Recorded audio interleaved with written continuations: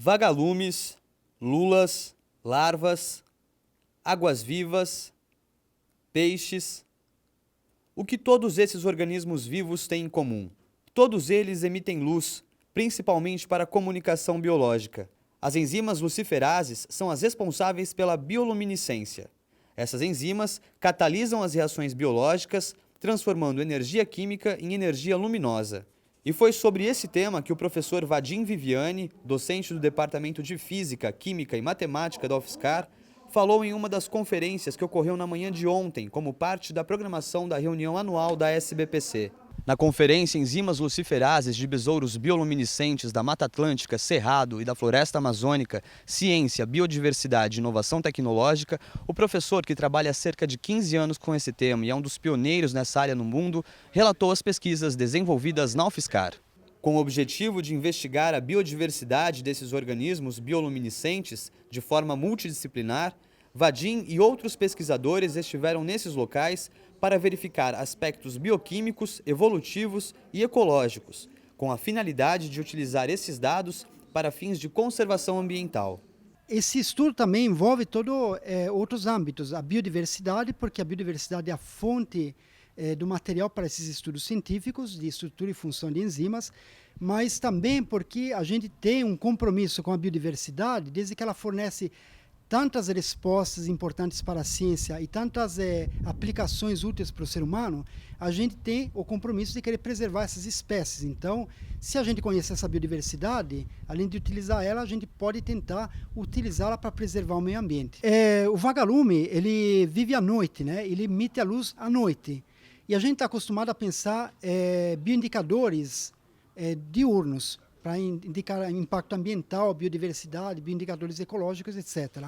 Só que ambiente noturno, a gente tem que pensar que o ambiente tem que ser escuro, né? E o que está acontecendo muito é que, com o progresso humano, as cidades estão expandindo e a poluição luminosa ela está crescendo. Então, o vagalume, como ele depende da bioluminescência dele para se reproduzir, ele é um dos primeiros organismos a serem afetados pela poluição luminosa. Porque se cresce muito a luz de fundo, o macho e fêmea não vão ver a própria luzinha, não vão se reproduzir, eles desaparecem. Então, numa primeira aplicação dos vagalumes com bioindicadores é essa da poluição luminosa. Mas, além disso, para dar um exemplo, no Japão, vagalumes aquáticos, que têm larvas aquáticas, são muito utilizados como bioindicadores para ver recuperação de cursos d'água dentro das cidades, cursos que haviam sido canalizados e que perderam o habitat, e agora eles estão tentando restabelecer o habitat, e o vagalume é o bioindicador de escolha para ver se o habitat ele voltou à sua condição natural, né? Além da apresentação dessa pesquisa, Vadim também lembrou que foi na UFSCar que, pela primeira vez, uma enzima luciferase foi desenvolvida por meio de técnicas de engenharia genética. Então, a gente partiu de uma enzima que ela é uma enzima aparentada com a luciferase, ela ocorre num besouro não luminescente, e ela tem uma outra função biológica. E ela tem algumas características em comum com a luciferase.